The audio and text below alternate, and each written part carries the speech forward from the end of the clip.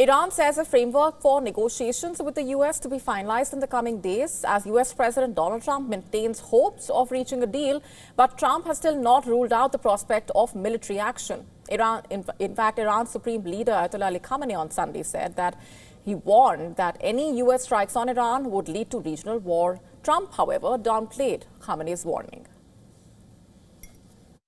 Why wouldn't he say that? Of course he would say that, but we have the biggest, most powerful ships in the world over there, very close, a couple of days, and hopefully we'll make a deal. If we don't make a deal, then we'll find out whether or not he was right. The U.S. president has repeatedly threatened intervention in Iran in support of the protesters in the country facing a brutal crackdown, but he has also ordered a significant military buildup in West Asia. But he has stopped short of ordering a strike, keeping the diplomacy option open.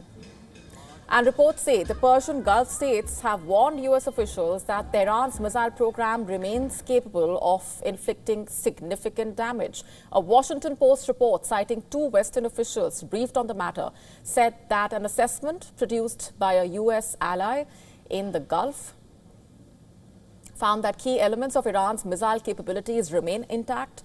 It also rebuilt some capabilities that were damaged during the country's 12-day war with Israel last year. Iran has signaled to the U.S. allies in the region that it remains capable of launching deadly attacks in the Persian Gulf, including U.S. bases situated in neighboring countries. And reports say these munitions can reach U.S. interests in the Persian Gulf, including more than a dozen military bases and tens of thousands of troops. Reports say Israel targeted most of Iran's long-range capabilities during the 12-day war. But Iran's shorter-range arsenal and the anti-ship arsenal could still be intact. Some states in West Asia have already sought to distance themselves from the U.S. buildup. The UAE and Saudi Arabia said last month that U.S. forces would not use their territory or airspace in any operations.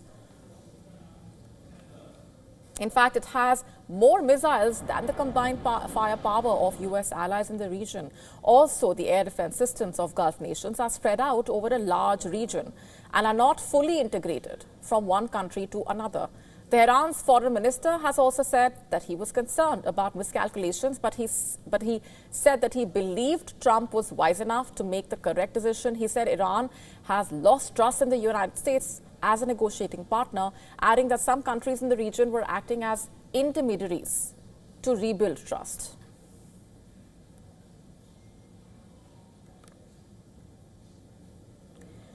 In fact, we earlier spoke to Jane Kinnenmon from London, along with Dr. Wael Awad, senior international journalist and political analyst.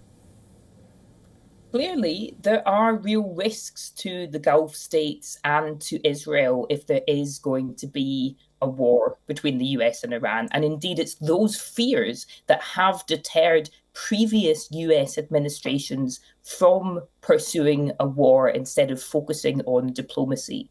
This is a major reason why we have seen the Gulf states, not Europe and not the United Nations, but the Gulf states emerging as the main mediators in the middle of this crisis.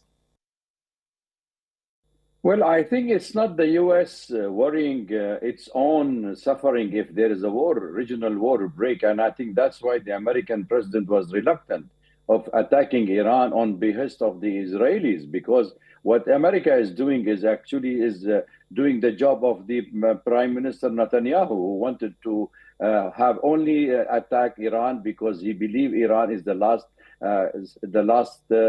fort that can stop him from spreading in the region and occupying more territories, annexing Palestine, the Syrian part, and Lebanon. So therefore, I think this is the main reason for him to deny the attack. However, most of the countries in the region, I can tell you, except Israel, nobody wanted the war, and they have warned the United States because military bases in the Arab country hosting more than 35 to 40,000 American troops, that also will create a big loss for the United States. And once the coffins go back to the United States, that will increase the pressure on the American president. But if we link, you wanted to know the reason why Israel wanted to go for a war, and why Epstein file have been released now is just a blackmail for the president to go for a war.